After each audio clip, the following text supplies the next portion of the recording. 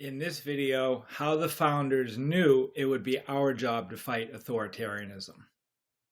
This video is part of a series provided by ActivateMaine.com, a calendar of all the actions in Maine related to protests, rallies, community events, and training. Sign up for our newsletter and find your next event at ActivateMaine.com. Hey everybody, Jared here, back for Chapter 3 of Episode 1, Why Resist, in our video series, The Rebels Playbook. We spent the first two chapters talking about what resistance is and how the founders of our country knew that we may have to resist if a strongman figure or a despot ever tried to take control of the government and have it serve their own ends. So in this chapter, we're going to explore how the founders basically said right out loud that this would become our job if we ever found ourselves in a situation where the tools built into the Constitution failed to do their jobs. Okay, so there's a man you may have heard of. His name is Thomas Jefferson. Say what you want about his hypocrisy and slave ownership. He was the intellectual firepower behind much of the revolutionary ideals that drove us to nationhood. And he asked this question early on in the process of creating the Constitution and our government. He asked the question, what country can preserve its liberties if their rulers are not warned from time to time that their people preserve the spirit of resistance? What he's saying with that question, kind of rhetorically, but actually like making a great point, is that if the rulers of a country don't feel like they have something to lose by creeping into authoritarianism, then they're going to do it because power corrupts and absolute power corrupts absolutely, as we've been told. And so what he's saying is that we are going to have to warn those rulers. We're going to have to exercise our right to resist from time to time. Okay, James Madison, another very important early founder of our country, stated the following. He said, "The accumulation of all powers, legislative, executive, and judiciary, in the same hands, whether of one, a few, or many, and whether hereditary, self-appointed, or elective, may justly be pronounced the very definition of tyranny."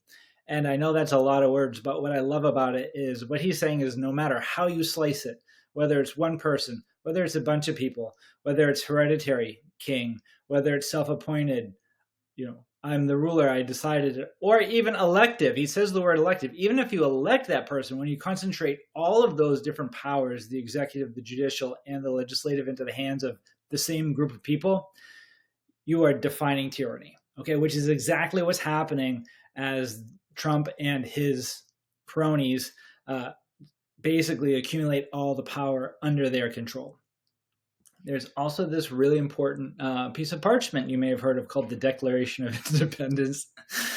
It says that whenever any form of government becomes destructive of these ends, it is the right, capital R, of the people, capital P, to alter or to abolish it and to institute new government, capital G, laying its foundation on such principles and organizing its powers in such form as to them shall seem most likely to affect their safety, capital S, and happiness, capital H.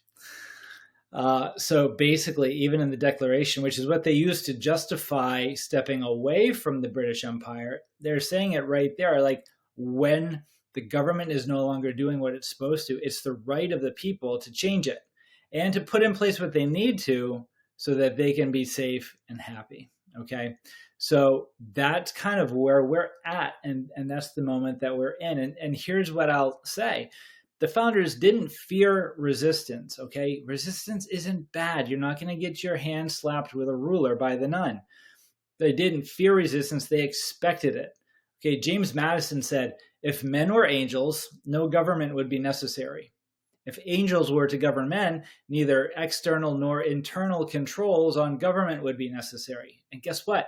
We're not angels, and we're not being governed by angels. So we need those checks on power, and we need to be able to take action to prevent despotism. Okay, Alexander Hamilton was no fan of handing all the power over to the people. He was not exactly a states' rights guy, and he said if the representatives of the people betray their constituents, there is then no recourse left but in the exertion of that original right of self-defense against the usurpations of the national rulers. I mean, this is Hamilton, and he's saying if the people who are being elected betray their constituents, self-defense is a must. We have to exert our original right, which is all John Locke. And someday we'll do a video on Hobbes versus Locke. But John Locke was one of the most important philosophers in the foundational thinking of our government. And he was writing about this stuff probably like 30 or 40 years,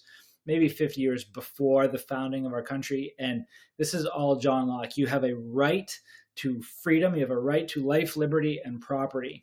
And if someone takes that away from you, you have the right to exert self-defense. So that's how we're going to end up going into a resistance movement here in America, because the people that are in charge of our country are ripping our rights away from us, and they're doing it through this sly, nasty little like sneak attack that leaves half the people not understanding what's happening.